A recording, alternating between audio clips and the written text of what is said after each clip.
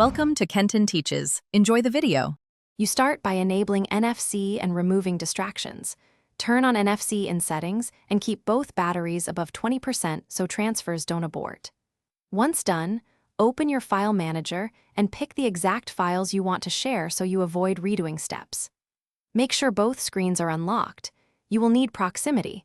Hold the devices back to back or near the NFC antenna areas. Doing this prepares the handshake and ensures the devices can detect each other immediately when you proceed. You now trigger the actual exchange. Tap Share or Send and pick the NFC or Android Beam option so the system knows to use the short-range link. Once the phones detect each other, you will usually feel a vibration or hear a sound.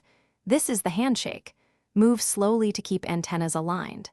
Then follow the on-screen prompt and tap to confirm the transfer.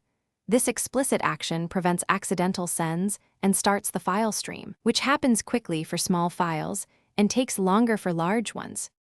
You finish by waiting for the completion message and then verify the file opened correctly so you confirm integrity.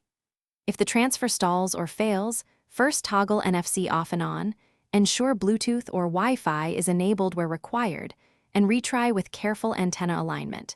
These quick resets cure most problems. If issues persist because of device incompatibility or large files, switch to Wi-Fi Direct or a cloud link. That preserves speed and reliability when NFC is impractical. Thanks for watching. Please subscribe if this video was helpful.